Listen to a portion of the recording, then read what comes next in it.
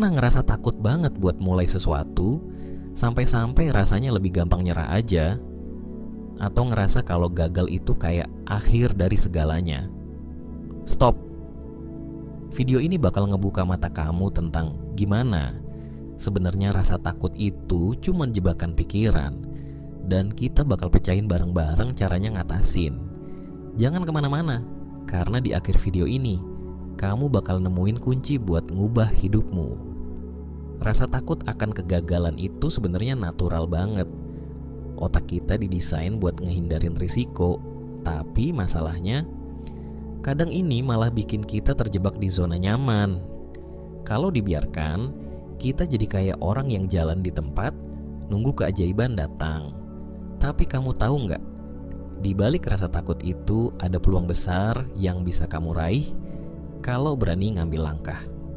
Hari ini kita bakal ngomongin kenapa sih kita takut gagal, gimana cara melawannya, dan langkah-langkah praktis biar kamu bisa bangkit bahkan kalau gagal sekalipun. Ini bukan soal ngilangin rasa takut, tapi gimana kamu bisa berdamai dengannya. Kenapa kita takut gagal?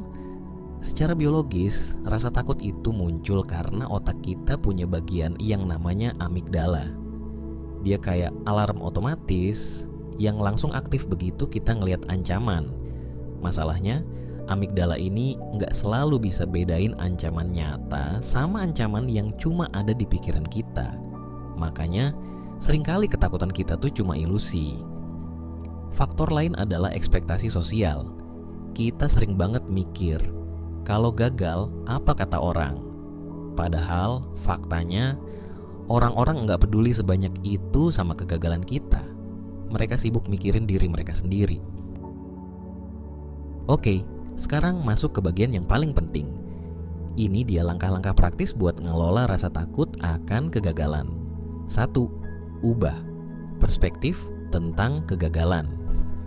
Kegagalan itu bukan akhir, tapi batu loncatan. Thomas Edison aja gagal 1000 kali sebelum nemuin bola lampu. Mulai lihat kegagalan sebagai pelajaran, bukan hukuman. 2. Latih pikiranmu dengan visualisasi positif. Bayangin dirimu berhasil ngelakuin apa yang kamu takutkan. Riset bilang, otak kita nggak bisa bedain visualisasi dengan kenyataan. Jadi ini bisa bantu banget. 3. Breakdown tujuanmu.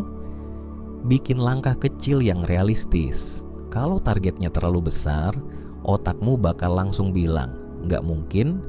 Tapi kalau kamu pecah jadi bagian kecil, itu jauh lebih double. 4. Eksperimen dengan gagal. Ini terdengar aneh, tapi coba sengaja cari kegagalan kecil. Misalnya, tanya diskon di toko meskipun kamu tahu jawabannya mungkin enggak. Lama-lama, kamu jadi kebal sama rasa takut itu. 5. Fokus pada proses, bukan hasil. Hasil itu penting, tapi kalau kamu cuma fokus di sana, kamu bakal lupa nikmatin prosesnya. Justru di proses itulah kamu belajar dan bertumbuh. Biar makin yakin, coba dengerin cerita ini. Oprah Winfrey dulu pernah dipecat dari pekerjaannya sebagai reporter TV karena dianggap nggak cocok buat layar kaca.